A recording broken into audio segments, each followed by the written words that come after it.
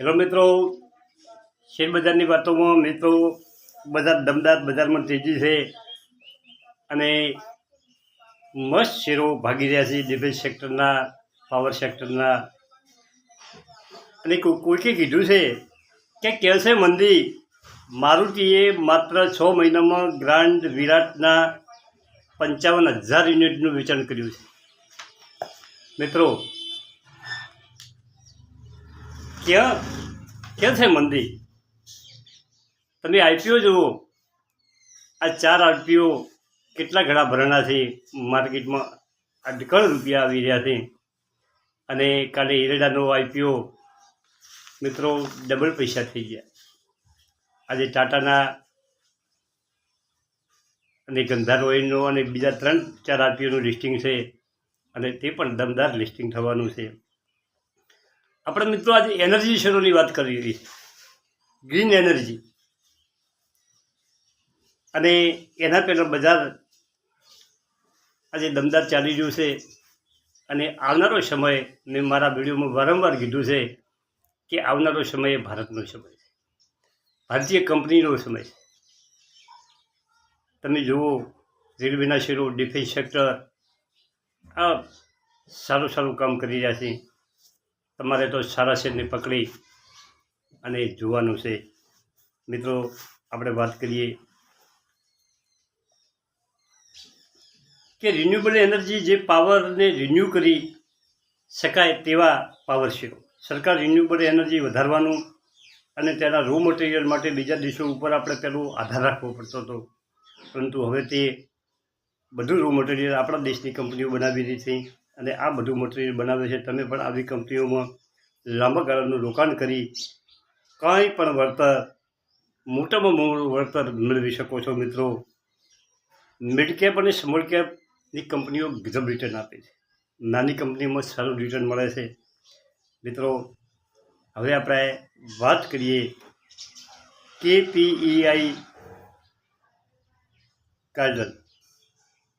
આ company solar પાવરનું કામ કરે છે.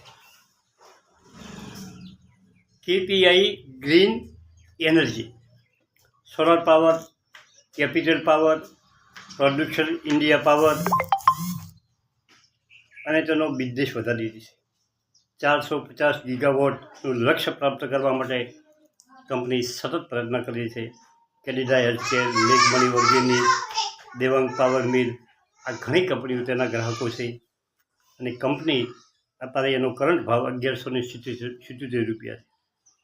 મિત્રો, કંપની 52 વીકમાં લો 377 કરોડથી 52 વીક હાઈ 1263 કરોડે પહોંચી છે. એક વર્ષે કંપનીમાં 3 ગણા રૂપિયા કરી આપ્યા છે. અને માર્કેટ કેપ 4,254 કરોડ છે. નાની કંપની છે, સ્મોલ કેપ કંપની છે. એનો EPS 37 છે. બેસ્ટ, સારામાં સારી એક ડિશ કમાણી છે. PE 31.70 છે. PB 22.7 છે. બુક વેલ્યુ 53 છે. ફેસ વેલ્યુ 10 છે. મિત્રો, હજી ફેસ વેલ્યુ કંપનીની 10 છે. ભવિષ્યમાં કંપની આગળ જતા સ્પ્લિટ કરી શકે છે અને ડિવિડન્ડ 0.24 આપે છે. કંપનીએ કેવું રિટર્ન આપ્યું છે? 1 મહિનામાં 43%, 3 મહિનામાં 28%, 6 મહિનામાં 142%, 1 વર્ષમાં 160% અને 2 વર્ષમાં 900% કંપનીએ રિટર્ન આપ્યું છે. મિત્રો, ગજબની કંપનીઓ છે. ત્રીજી કંપની છે GSW એનર્જી. મિત્રો, GSW એનર્જી એ પ્રાઇવેટ કંપની છે. Hydro plant, thermal plant, solar plant આ બધામાં કંપની પાવર પેદા કરે છે. 414.85 કંપનીનો ભાવ છે. 52 વીક લો 204.65 છે. 52 વીક હાઈ 449 છે. માર્કેટ કેપ 68,229 કરોડ છે. આ કંપની મોટી કંપની છે, લાર્જ કેપ કંપની છે. એનો EPS 9.68,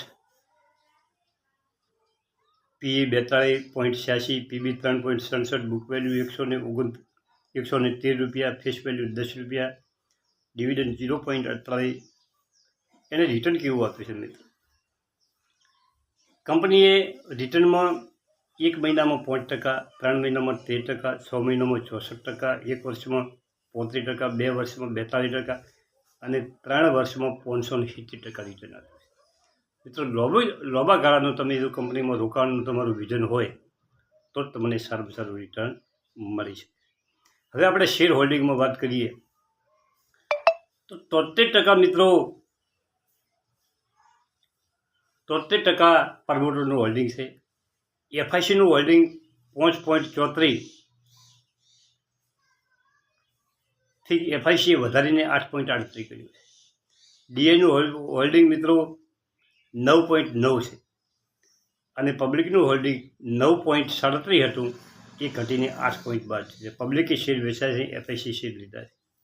મિત્રો શેર કેપિટલ 1614 કરોડ છે અને એસેટ 2929 કરોડ છે. દમદાર કંપની છે. હવે ત્રીજી કંપનીની આપણે વાત કરીએ એ પાવર સેક્ટરની છે, ગ્રીન એનર્જી છે. જોડીએસ એનર્જી આ એક નાની કંપની છે, એનર્જી સોલ્યુશન પ્રોવાઈડ કરે છે. હવે એનો સ્પેલિંગ છે ZODIEC એનર્જી. અને આ electric device, energy solution, mechanical engineer, pipe design solution, આવા બધા કંપની કામ કરે છે. અને એના ગ્રાહકોમાં Amul, Baroda bank, Honda, ISRO, LNT, Nirma, SBI, Torrent power, આ બધાએ એના ગ્રાહકો છે. 145.54 પૈસા ઉપર કંપની ટ્રેડ કરી રહી છે. 52 વીક લો 85 રૂપિયા છે અને 52 વીક હાઈ 180 રૂપિયા છે. કંપનીનું માર્કેટ કેપ ફક્ત 212 કરોડ છે. બહુ જાણી કંપની છે. અને મિત્રો નાની કંપનીઓ છે ને એ ગજબનું રોકાણ કરે છે. આ કંપનીનો હું સ્પેલિંગ થંબનેલમાં લખું છું. કંપની સારી છે. આ કંપની તમે નાની કંપની રડાર ઉપર રાખી શકો. મિત્રો તમે જુઓ, એના ઉપર રેકી કરો, 2-3 મહિના એના ઉપર નજર રાખો, એના ફંડામેન્ટ તમારી જાતે તમે ચેક કરો. કંપની આની ગમે એવી કંપની છે. 212 કરોડનું માર્કેટ કેપ છે. EPS 3.47 છે, PE 42 છે, PA 42 છે, PB 5.9 છે, બુક વેલ્યુ 2464 છે, ફેસ વેલ્યુ 10 છે. હોલ્ડિંગમાં 72% પ્રમોટરનું હોલ્ડિંગ છે અને 27.14% પબ્લિકનું હોલ્ડિંગ છે. શેર કેપિટલ 14 કરોડનું છે, એટલે કે 1 કરોડની 40 લાખ શેર બહાર પાડ્યા છે કંપની. અને એસેટ સાવ ઓછી છે, 2 કરોડની એસેટ છે. મિત્રો રિટર્નમાં 1 મહિનામાં -10% છે, 3 મહિનામાં 14% છે અને 6 મહિનામાં 40% છે. 1 વર્ષમાં ફક્ત 7% રિટર્ન આપ્યું છે, પરંતુ 2 વર્ષમાં 400% રિટર્ન આપ્યું છે અને 3 વર્ષમાં 900% રિટર્ન આપ્યું છે. મિત્રો આવી કંપની પણ તમે રડારમાં રાખી શકો. થોડીક વાત TPI ગ્રીન એનર્જીની થોડીક વાત કરવાની રહી ગઈ છે કે આ કંપની ઉપર દેવું ખૂબ છે. એના શેરો પ્રમોટરે ગીરવે રાખેલા છે. આ એનો એક માઇનસ પોઈન્ટ છે.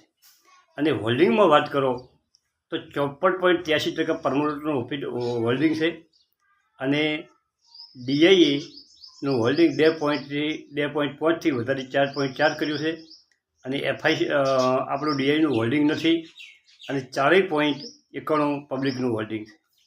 એની શેર કેપિટલ 86 છે અને એસેટ 800 કરોડ છે. 222માં કંપનીએ બોનસ આપેલું હતું 1:1. એટલે KPI ગ્રીન એનર્જીમાં દેવું વધારે છે, એ પણ તમારે લક્ષ્યમાં રાખવું જોઈએ. કંપની વિશે આ 3 કંપનીઓ વિશે વાત થઈ. મિત્રો થેન્ક યુ, આભાર.